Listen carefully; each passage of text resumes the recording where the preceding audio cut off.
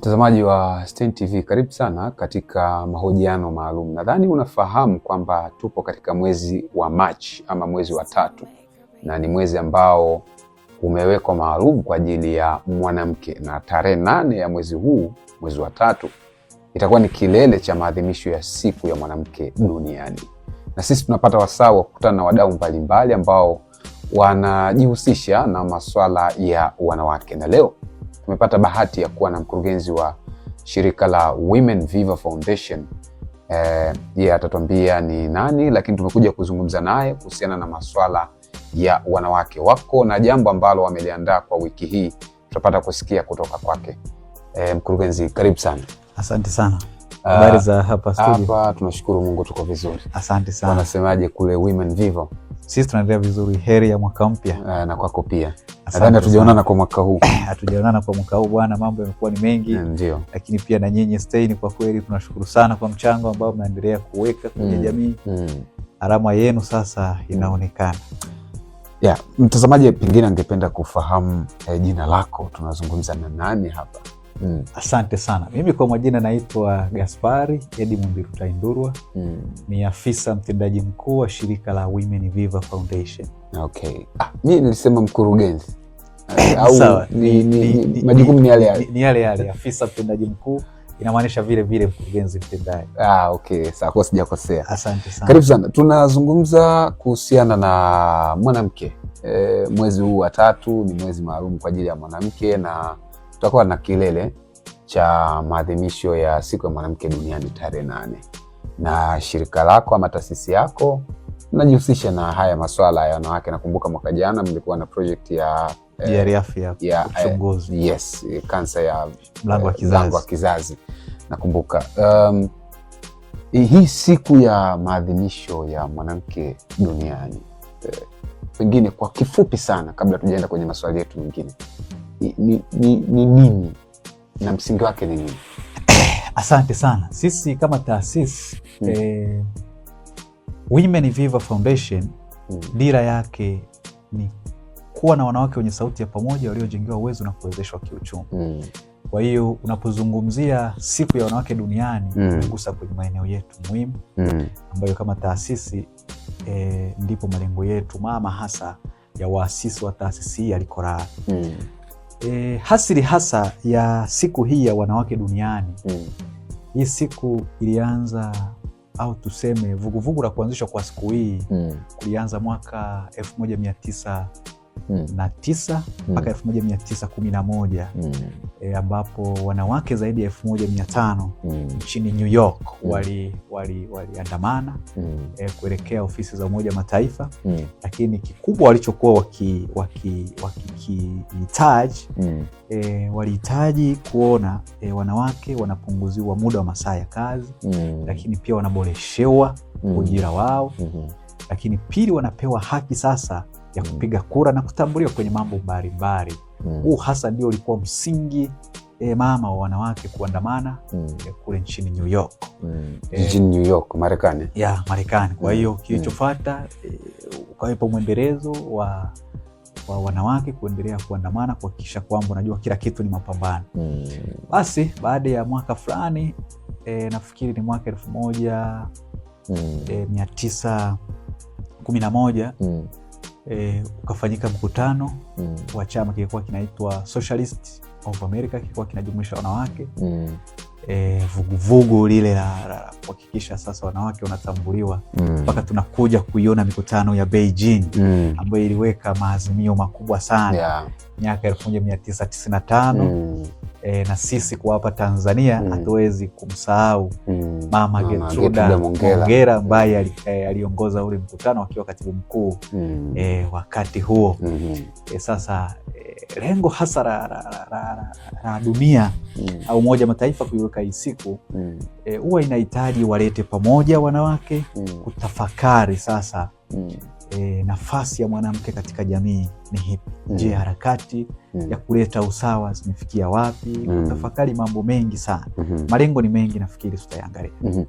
Na sasa ninyi kama shirika ambalo linajihusisha na masuala ya wanawake, Kuna kitu gani ambacho mmepanga kukifanya, pengine kuiweka kumbukumbu ya mwanamke iweze kushamiri? Asante sana. Sisi kama taasisi Women Viva Foundation kupitia management yake, baadaye bodi ya kurugenzi waliazimia sasa tuweke kongamano kubwa la wanawake tarehe 4 mwezi wa 3, yakiwa ni miongoni mwa matukio yatakayofanyika kuelekea kilele cha siku ya wanawake duniani tarehe 8 mwezi Machi. Sasa sisi tarehe 4 tutakuwa na kongamano kubwa litakalokutanisha wanawake wengi kutoka mkoa wa Kagera, lakini lengo sasa la ili kongamano ni kuleta pamoja wanawake kujadili fursa za kiuchumi. Kwa maana itakuwa ni paneli kubwa ya kudiskasi sasa, tujadili kwa pamoja. Wanawake bado wanakutana na changamoto, wanakutana na vikwazo kwenye kujiinua kiuchumi. Ndio lengo sasa la kuweka kongamano hili, ili kongamano sasa litoke na maazimio makubwa. Zipo fursa ambazo zinatolewa na serikali yetu ya Jamhuri ya Muungano wa Tanzania chini ya jemedari wetu Daktari Samia Suluhu Hassan. Unaona amefanya maboresho makubwa, ipo mikopo ya 10% kwa wanawake. Tunahitaji kuona sasa kupitia kongamano hili wanawake bado wanakutana na vikwazo gani kwenye kunufaika na hii fursa. Lakini pili, ipo mikopo ambayo inatolewa na benki mbalimbali na taasisi mbalimbali za kifedha. Sasa tunahitaji kuona, je, wanawake wanayo taarifa sahihi kuhusu hizi fursa? Je, nini sasa bado ni changamoto, barriers? Je, zinaweza zikaondolewaje? Kwa maana ili kongamano sasa litumike. Lakini pili, sisi kama taasisi tunasema tunatengeneza kongamano kuelekea siku ya wanawake duniani. Tunahitaji kutafakari kwa pamoja nafasi ya kiroho kwa mwanamke katika kuchangia usawi wa familia, uchumi na kadhalika. Tunapozungumzia nafasi ya kiroho hapa, tutakuwa na wachungaji na walezi wetu kiroho ambao watazungumzia sasa kwa msingi wetu tulionao. Taraka zimekuwa nyingi. Sasa kama taraka zimekuwa nyingi, sisi kama taasisi ambayo tuko kwenye intervention za eneo hili la mwanamke, shida iko kwa mwanamke, shida iko wapi? Kwa hiyo kongamano hili pia litagusia huko. Lengo, tumeona sasa watoto wetu wameanza kulelewa na upande mmoja, na upande wazazi, upande mmoja, baba tu au mama tu, akiandaa kizazi kinachofanana naye. Kwa hiyo sisi kama taasisi ambayo tunahitaji tuweke legacy na tuache legacy, tuisaidie serikali, tunahitaji kutafakari, je, tunaweza sisi tukisaidiana na wanawake ambao ndio msingi sasa wa jamii, tunaweza tukaja na kitu gani? Je, tunaweza tukawa kweli sehemu ya solution, sehemu ya utatuzi kwenye hizi changamoto na mambo mengine. Lakini pia kongamano hili litaenda sambamba na kugawa tuzo kwa wanawake ambao wamekuwa na mchango mkubwa kwenye program za wanawake. Na wahusika ni mtu anaweza akajiuliza ni wanawake wa wapi? Tunajua ni kwamba ni mkoa wa Kagera, lakini ni wote wanawake wanapaswa kuja ama kuna ambao ni special invitations wamealikwa? Asante sana ndugu mtangazaji. Ni swali gumu sana lakini pia jepesi. Wanawake sisi kama taasisi tunatambua wana uwakilishi wao. Wana uwakilishi wao, kwa hiyo tutawaalika au tunawaalika na tunatengeneza system za uhamasishaji kupitia kwa uwakilishi mbalimbali. Kwa mfano, serikali iliunda chombo kinaitwa Jukwaa la Uwezeshaji Wanawake Kiuchumi, kuanzia level ya kitaifa mpaka mtaa kabisa. Kwa hiyo sasa tutawaalika wale viongozi wa mkoa, tunawaalika wale viongozi wa wilaya, ni pia tunawaalika pia viongozi ngazi ya kata, ambao sasa hawa wanakuja kuleta uwakilishi wa watu wengine, kwa sababu bado rasilimali hatuwezi kuzipata za kuaccommodate wanawake wote, ni wengi sana. Kwa watakuja kwa uwakilishi. Watakuja kwa uwakilishi. Lakini pili, kwenye upande wa vyama vyetu vya siasa, tuna BAWACHA, baraza la wanawake wa Chadema. Tuna Jumuiya ya Wanawake Tanzania UWT kwa Chama cha Mapinduzi, na vyama vingine pia. Tunajitahidi kwa maana tuwe na uwakilishi wa maeneo yote, tuguse kona zote. Lakini pia tutakuwa na wale wanaowakilisha jumuiya za kidini, kwa mfano WAWATA, kwa upande wa Katoliki, lakini pia upande wetu wa dini za Kiislamu tutawaalika Jumuiya ya Wanawake wa Kiislamu Tanzania, JUWAKITA nafikiri, viongozi wa chama cha waandishi wa habari wanawake kwa Kagera. Kwa hiyo kada zote tunachohitaji ni kuhakikisha kwamba segmenti zote tunagusa ili tuwe na uwakilishi kamili, ili tunapojadili haya mambo sasa tuyajadili kwa mapana yake. Umezungumzia kuhusu ugawaji wa tuzo, ni vigezo gani pengine umeviangalia? Maana isije kuwa kuna mwanamke kule amejituma mwaka mzima alafu anasikia kuna tuzo kapewa mtu mwingine. Ni kitu gani ambacho mmekiangalia kwamba kwenye siku hiyo mnagawa tuzo? Asante sana. Sisi tunahitaji dira ya Women Viva ni kuona kuwa na wanawake wenye sauti ya pamoja, waliojengwa uwezo na kuwezeshwa kiuchumi. Lakini pia dhamira ya taasisi yetu ni kuwa shirika bora nchini Tanzania katika kutoa huduma ya kulinda, kutetea haki za wanawake, wasichana na watoto kupitia watendaji wenye weledi, stadi na uzoefu hali ya juu. Sasa tutatumia neno stadi, na mwanamke ambaye atapewa tuzo ni mwanamke wa kawaida sana. Sisi tunataka muone yule mama ambaye anabeba pengine ndoo yake kichwani kama machinga kutembeza samaki, anauza mchicha wake, ametambuliwa, amekuwa recognized kwenye makongamano makubwa ya aina hii. Hii itamtia moyo, lakini pili watu wanaoweza wakamsupport. Kuna timu ambayo ilikuwa inapita pengine inafanya udadisi, au ninyi ambao mnafanya tu silent observation ya kwenu kwamba huyu? Asante. Na vitu kama hivyo. Mwaka jana 2025 tangia mwezi wa 10 nimekuwa kwenye hiyo shughuli ya kufanya baseline survey need assessment, kuhakikisha angalau tunakuja na watu wachache ambao tukifanya kitu kwao basi itakuwa ni haraka.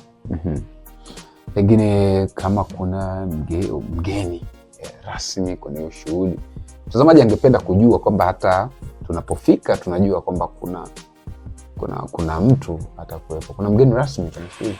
Asante sana. Kwenye siku hii, ama ni surprise? Maana wengine wanaweka kama surprise. Mgeni rasmi atakuwa ni surprise, lakini huyu ni kiongozi wa serikali. Okay. Asante sana. Na ni kiongozi mwanamke. Hiyo siku lazima ipambwe na wanawake kwa sababu ni siku yao.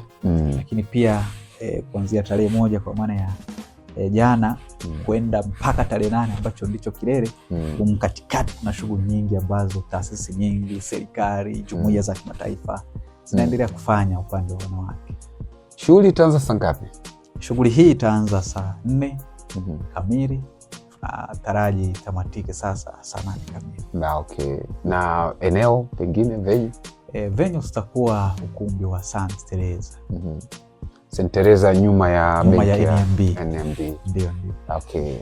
Pengine kama kuna chochote cha ziada ungependa kuambia wanawake ambao wanatutazama sasa na watazamaji kwa ujumla? Asante sana ndugu mtangazaji. Mimi nafikiri kaka yangu, mimi na wewe ni wanaume. Hii siku ni maalum kwa wanawake. Na ukiangalia msingi sasa wa kuasisi wanawake huko nyuma, ilikuwepo wimbi kubwa la unyanyasaji, japokuwa hatuwezi tukasema umeisha, lakini angalau kuna jitihada za kupunguza. Lakini pili, ulikuwa unaona huko nyuma nafasi za wanawake katika nyanja mbalimbali za kiuongozi zilikuwa ni ndogo. Ushiriki wa wanawake kwenye michakato ya kisiasa ambayo sasa ili na wao washiriki kutengeneza maamuzi ilikuwa ni ndogo. Wanawake walikuwa watambuliwa kwenye mambo mengi mbalimbali, walikuwa washirikishwi kwenye kufanya decision, kufanya maamuzi kwenye mambo mbalimbali. Sasa hii siku huwa inawaleta pamoja wanawake. Kwa sisi kama taasisi na mimi kama kiongozi mwandamizi ndani ya taasisi tunatoa mwito wanawake washiriki kikamilifu kuhakikisha siku yao wao wenyewe wanaipamba, kwa sababu sisi siku hiyo tunakuwa nyuma. Tunatizama, tuna observe, tunayaona matokeo ni mazuri, lakini pili matokeo yote yanayokuja yanakuwa na positive impact na negative impact. Sure. Yanakuwa na matokeo hasi na matokeo chanya. Kwa hiyo wapo wanawake ambao sasa wameanza kujitambua, wamejiwezesha, wamefanyaje. Kwa hiyo mambo mengine yanaweza kuleta hatari. Sasa hivi sisi wanaume tunalalamika wanawake hawaheshimu uchumi wa mmiliki wao, imekuaje?